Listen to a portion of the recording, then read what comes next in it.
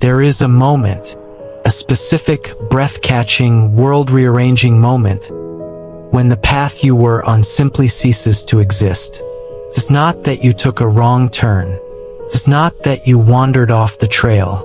It's that you were walking on what you believed was solid ground, following a map you trusted, and then you blink, and the path in front of you is just gone, vanished. One day, you're climbing the career ladder. You have the title, the business cards, the 5-year plan. And then comes the phone call, the closed-door meeting, the email, and the ladder breaks.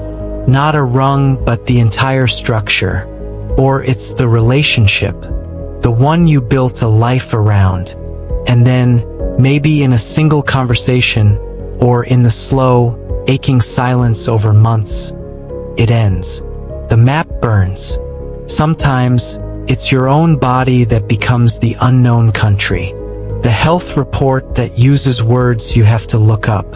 The future you planned is now barred by a border you didn't choose. Or it's the dream, the book, the business, the art. You nurtured it in secret. And then, life, obstacles, failures, or maybe just a slow, whispering doubt. And the dream dissolves like mist. You had a map. It was given to you by your parents, your culture, your own ambitions. The map of success. The map of a good life. You followed it. You checked the boxes. And now you're here, in a landscape that makes no sense, where the signposts are in a language you don't speak, where everything familiar is behind you, and what's ahead is just expanse. Empty. You feel lost. Abandoned. You scream the ancient question into the silence. Why? Why here? Why me? What if you've been asking the wrong question? What if this isn't a sign of divine neglect, but of divine attention? What if the path didn't disappear to punish you, but to prepare you? What if the ground didn't give way to break you, but because the foundation you were on was too small for the person you're becoming? That feeling, the disorientation, the grief for the lost map, that is the wilderness welcoming you. It doesn't feel like a welcome. It feels like an eviction. But I need you to hear this. You are not lost. You have been led out of the cramped, crowded, noisy land of other people's expectations, the Egypt of your old life, and into a vast, silent, open space. It's terrifying because it's free. It's empty because it's waiting to be filled with a new story. Your story, this barren ground, this confusing expanse. This is where the God who parted seas meets the soul that has run out of road. This is the essential detour, the sacred in-between. So take a breath. Look around at the unfamiliar stars. You are not lost. You have been led somewhere essential. Welcome to the wilderness. That feeling you have right now, the groundlessness, the silent scream of what now? It is not a sign that you are off track. It is the oldest sign in the book. The book, there is a blueprint for this. A story so foundational it runs like a deep, underground river beneath every story of human confusion and divine guidance. It is the story of an entire people who experienced the ultimate path disappearance. They were in Egypt, the most advanced, powerful, structured civilization of its time. They knew their place at the bottom. They knew their purpose: to produce, to make bricks. Their identity was handed to them. Slave. And then, through a series of wonders, they walked out. They exchanged the known brutality of Pharaoh's system for the unknown terror of total freedom. They traded the leeks and onions of a guaranteed meal for the sheer, empty silence of an open desert. Think of that moment. The last glimpse of Egypt's green valley fades behind them. The adrenaline of escape wears off. In front of them, nothing but a baking expanse of rock and sand. No road, No supermarket. No water. No promised land visible. They had a pillar of cloud to follow by day, fire by night. But can you imagine? You're a former bricklayer. You have children. Your water skin is getting light, and your only compass is a cloud. It is the ultimate surrender of the map. This was not a detour. This was the only way. The Bible tells us God did not lead them by the short, coastal road. Why? Because that road was patrolled by Egyptian garrisons. If they saw war, they would have panicked. They would have chosen the familiar hell of slavery over the unknown terror of freedom. Their bodies were out of Egypt, but their minds, their slave mentalities were still in chains. They needed the wilderness not to travel around something, but to have something traveled out of them. The wilderness was the necessary crucible. Egypt could be exited in a day, but Egypt could only be erased over 40 years of empty skies and barren ground. You cannot learn the practices of free people while sleeping in slave quarters. You cannot learn to hear the voice of a caring father while the whip crack of the taskmaster still echoes in your soul. So here is the truth. For you, in your wilderness, your career ending, your relationship fracturing, your health failing, your dream dissolving, this is your exodus. This is your forced march out of a land that, for all its pain, was familiar. It was your Egypt. The anxiety you feel, that's the terror of the former slave, looking at an empty horizon. The grief, that's mourning the lost onions of the old life. The disorientation, that's the cloud and fire guidance system kicking in, asking you to navigate by faith, not by a 5-year plan. Their journey from slavery to promise had to go through the wilderness. And so does yours.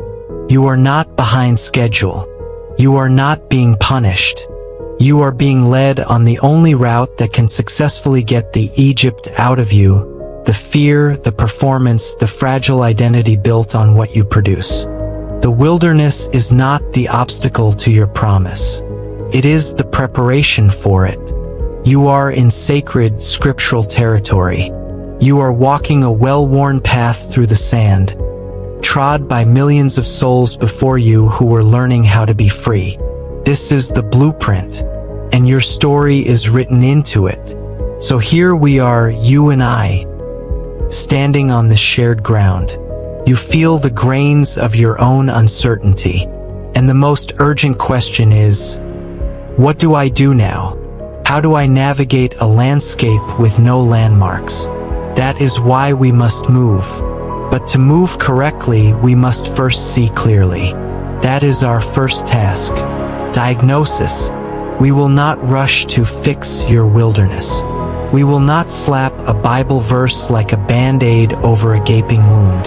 This space we are creating is different. Here we discover. We ask, what is being revealed in this emptiness? What truth about God and about you can only be seen when every other light has gone out? This is not about finding a quick exit. It is about finding a profound entrance. And then we get to work. A protocol is a repeatable, practical method designed for a specific environment. Astronauts have protocols for zero gravity. Divers have protocols for the deep sea. And you, a soul navigating the spiritual wilderness, need protocols designed for this exact terrain. So this is what we will do. First, we will diagnose the wilderness accurately. We will name the lies you may be believing, that this is abandonment, that this is punishment. We will pull those lies up by the root. Then we will move into discovery. We will look at a single Hebrew word that changes everything about how you see this empty place. We will see how the wilderness functions not as a prison, but as a sanctuary of speech. And finally, you will receive your first wilderness protocol. This is your toolkit, a concrete, Step-by-step practice, your identity audit. This is how you move from being a victim of the desert to a student of it. This is not a lecture. This is a guided expedition. You did not come here by accident. Your hunger for more than clichés led you here. You are ready to trade the broken map for a compass that points true north. So take a deep breath. Let the noise of Egypt fade. Your wilderness is not your enemy. It is your classroom, and class is now in session. Let's begin. The first and greatest battle you will face is not with the scarcity around you. It is with the story inside you, the narrative you are telling yourself about why you are here. And for most of us, that story sounds a lot like punishment. It is the most natural assumption. When pain comes, when the path vanishes, we look heavenward and ask, what did I do to deserve this? We connect the dots between our guilt and our suffering. We see the bars of a prison and we assume we are the inmate. This is the great misunderstanding. Let's go back to the blueprint. Exodus chapter 13, verse 17. When Pharaoh let the people go, God did not lead them by way of the land of the Philistines, although that was near. For God said, lest the people change their minds when they see war and return to Egypt. God did not lead them the short way. This is not the record of an error. This is the revelation of a strategy. The short road was patrolled. It was the domain of empires and armies.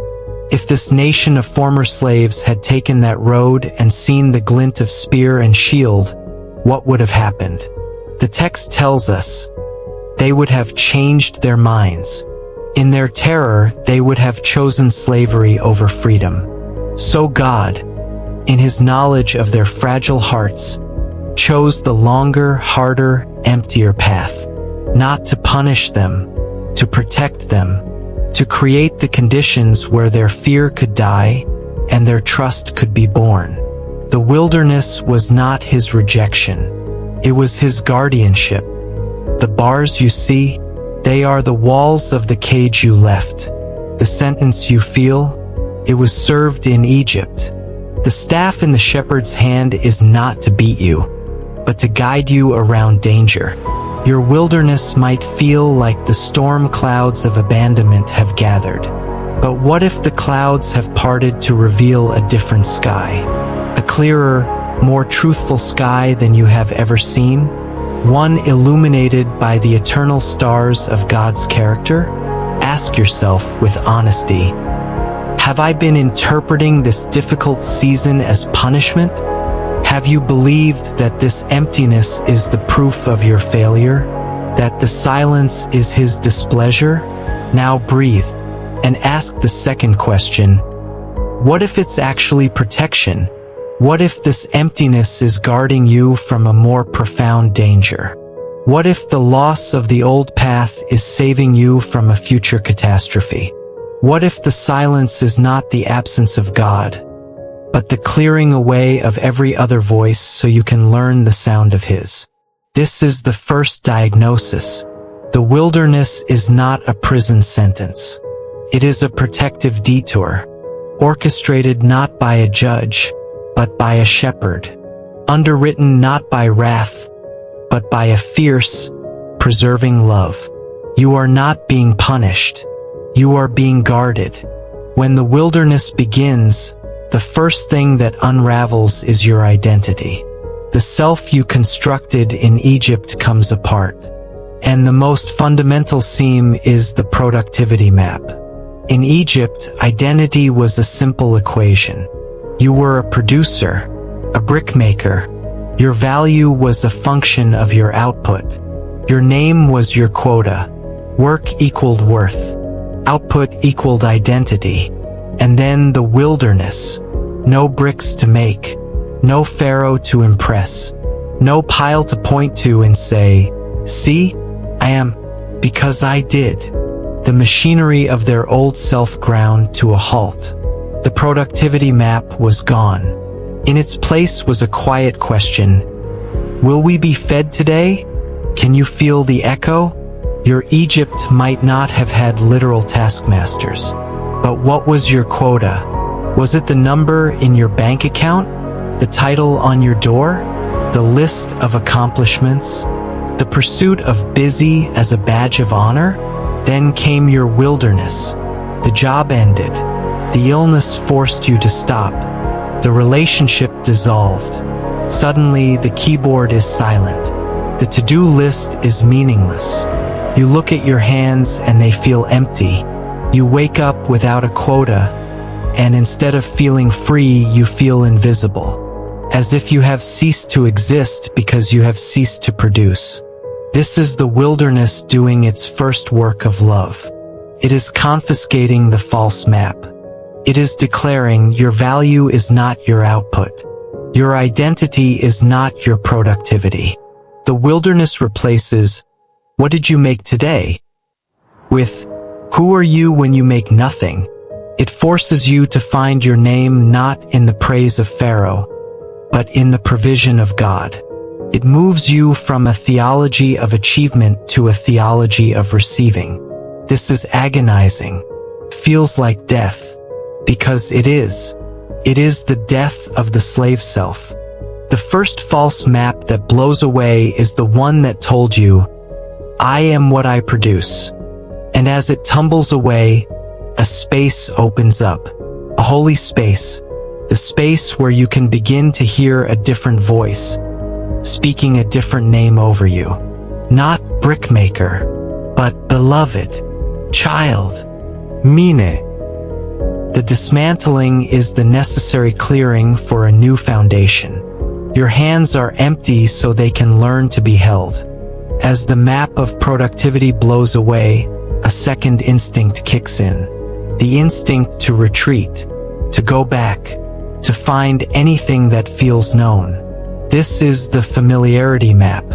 In Egypt, the Israelites knew the rules. They knew the pain. They knew the taste of the leeks, the cruelty of the taskmaster. It was a horror, but it was their horror. A known quantity.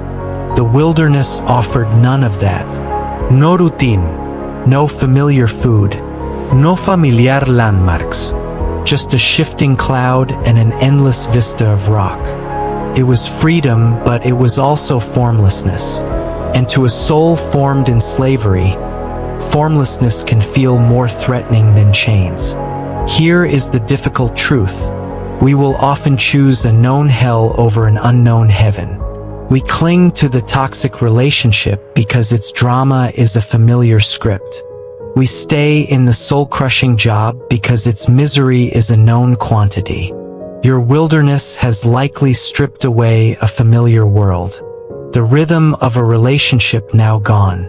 The structure of a job now absent. And in that void, the siren song of Egypt is deafening. It whispers of the onions. Not the slavery. Memory is a cunning editor. It whispers only of the certainties. Remember when things were predictable? Remember when you knew your part? It sells a lie. Safety is in the known, even when the known is killing you. The wilderness, in its unfamiliarity, is performing a radical surgery. It is severing the umbilical cord to a world that was never your home. It is forcing you to build your sense of home, not on external rhythms, but on the one consistent reality you have left, the presence of God. The cloud by day, the fire by night. This is the death of the second map. The map that told you, I am safe when I am in control, when I know what comes next. The wilderness replaces that with, you are safe when you are with me. And I am with you here, in the unknown. The familiar path is gone. The only thing left to follow is the glow. This brings us to the final map, the one we often don't know we're clutching. The control map. In Egypt, control was external and absolute. Their days were not their own. Control was something done to them. But the human spirit often responds to external control by constructing an internal version. We may not control the system, we think, but we can control our performance within it. The wilderness, the midbar in God's own language, is not primarily the empty place. It is the place of speaking, the place where words happen. This changes everything. You have felt the silence as a crushing void. You have interpreted the emptiness as God's absence. But what if the silence isn't His? What if the silence is the necessary condition for you to finally hear?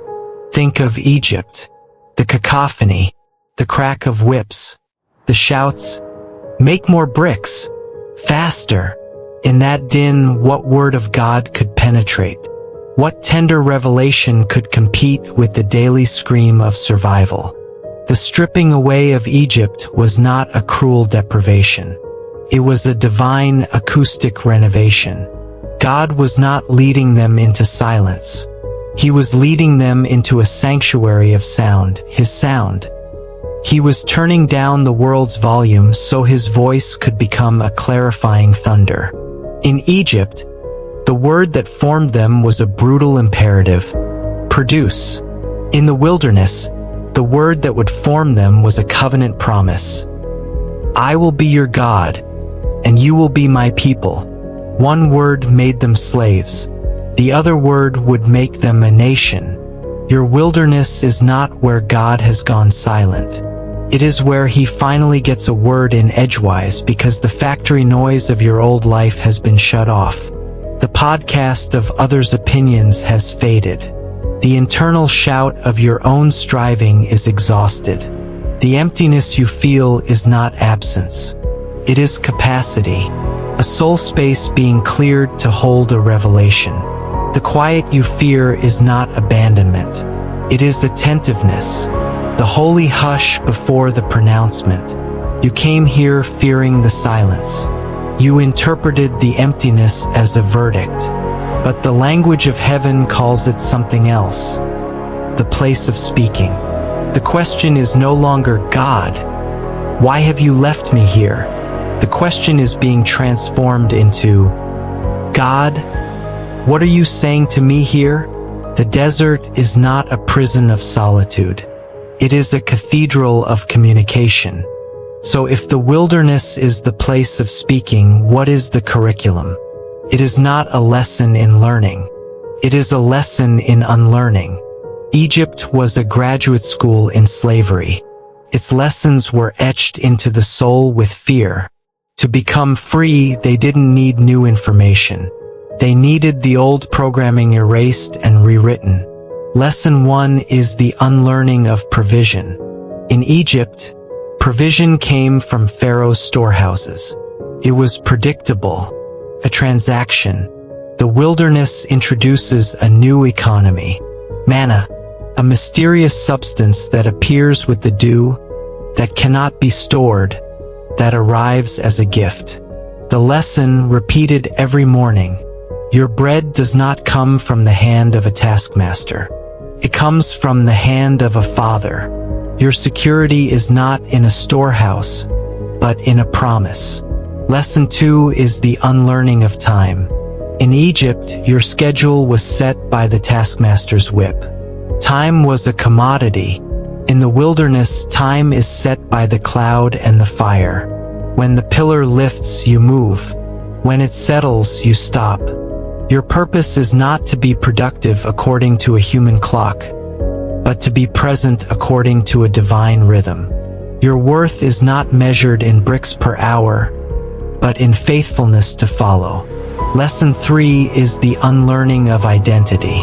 In Egypt, their name was slave. In the wilderness, God would speak a new name over them: a kingdom of priests, a holy nation, my treasured possession. The lesson: you are not defined by what you were forced to do. You are defined by whose you are called to be. This unlearning cannot happen in a weekend retreat.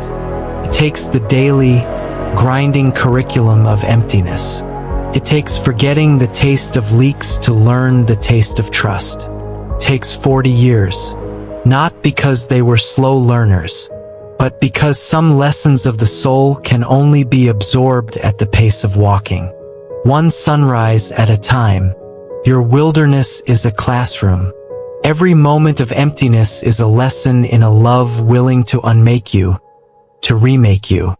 Here we encounter the wilderness's most surprising gift, the one we fight against, the gift of disorientation. We are born navigators. We crave the map, the plan. In an age of digital omnipotence, we have outsourced this skill. We follow the blue dot on the screen.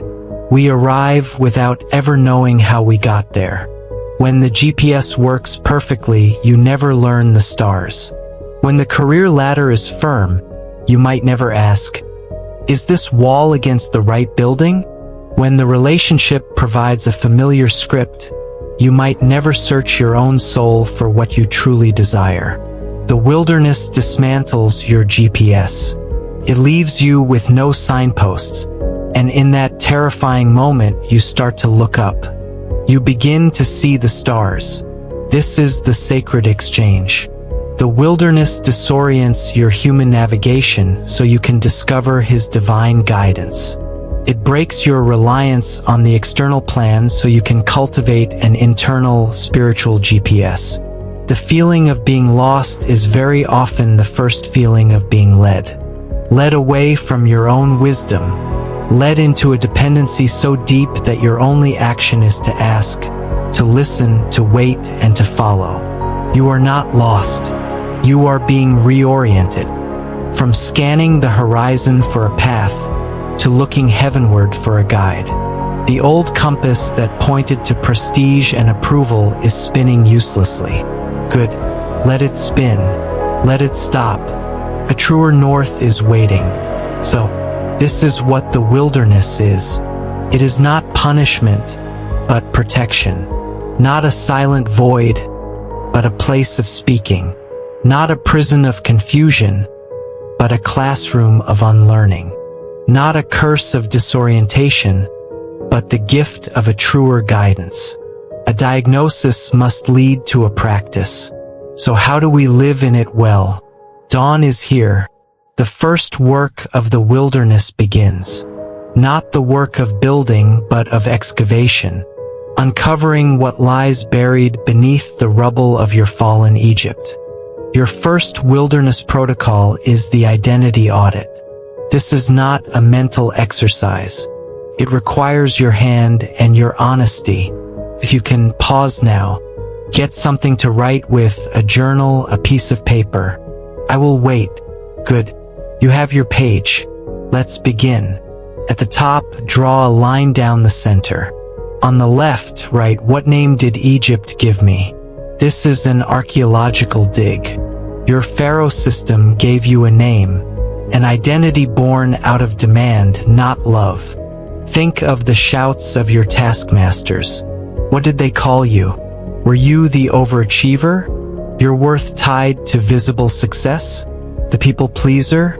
Your peace contingent on others' approval? The workhorse? Valued for endurance, not essence.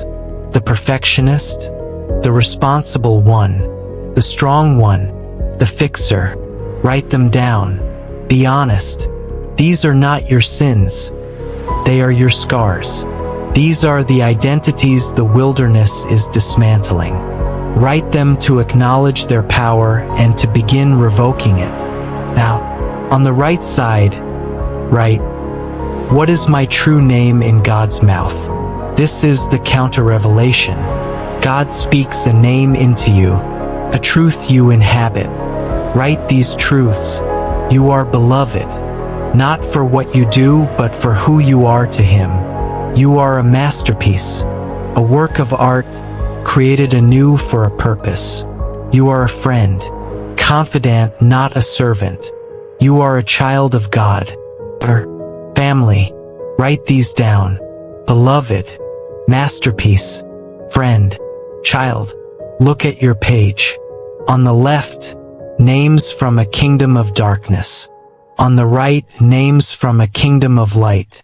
This is the audit, the evidence of what the wilderness is doing.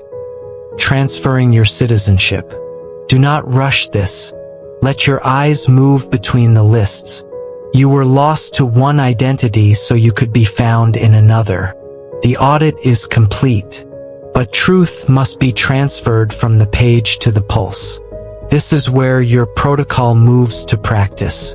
The daily renaming ritual.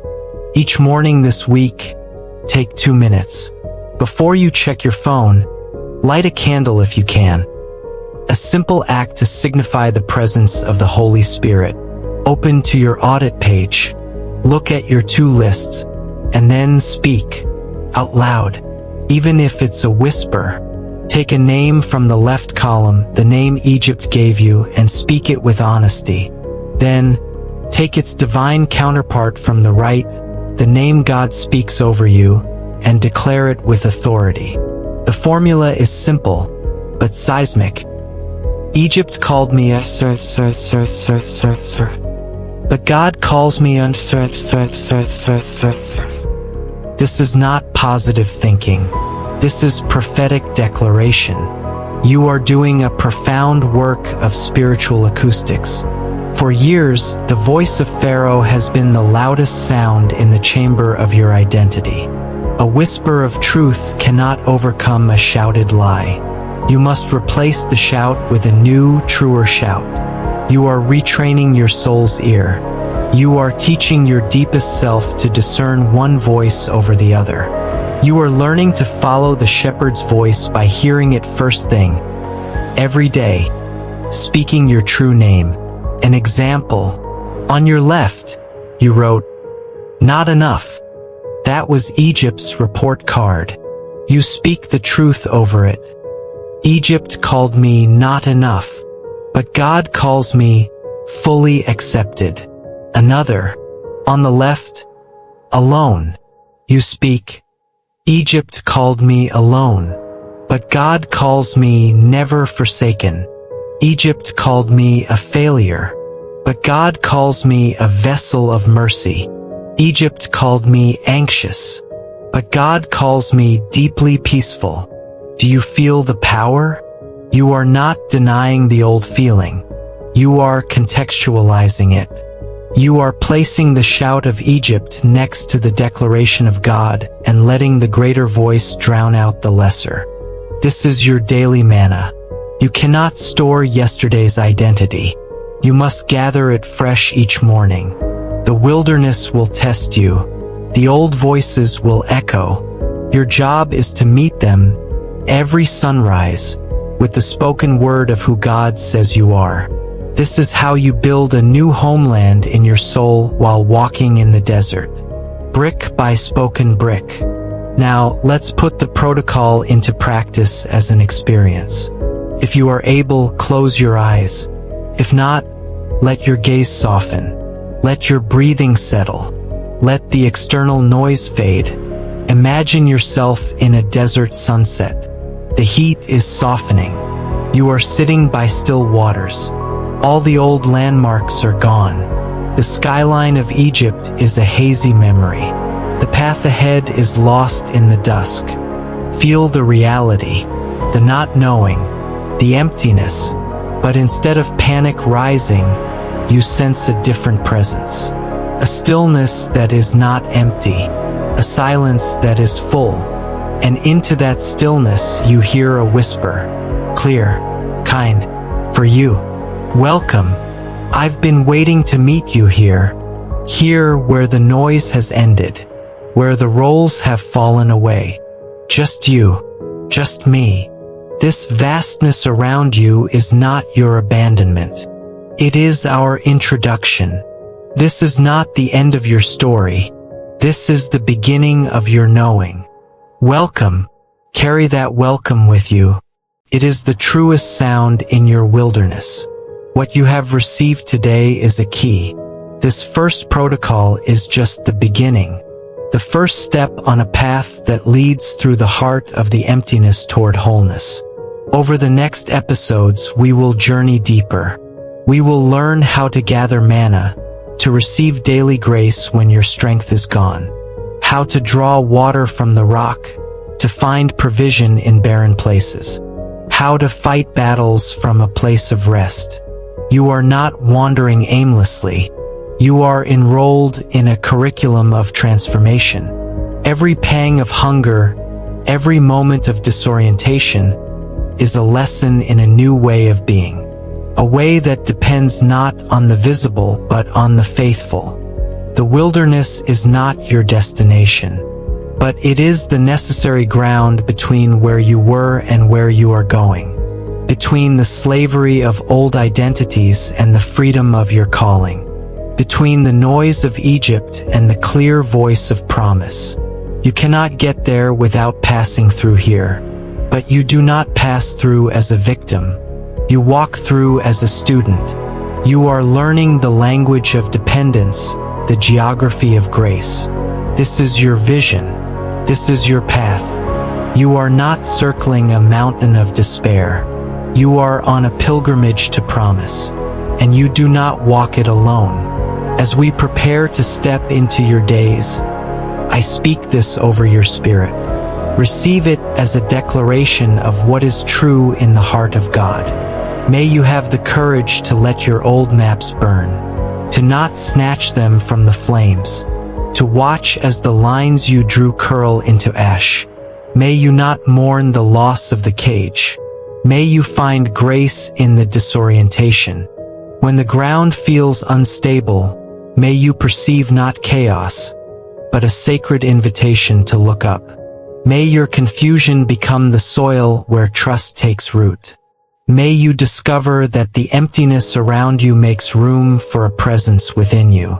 That the hollowing out is not an evacuation, but a preparation. A making of space. May your lack become His location. And may this wilderness season become sacred ground where you hear your true name spoken for the very first time. Not as an echo of Egypt, but as a direct address from heaven. May the wind carry it. May the stars spell it.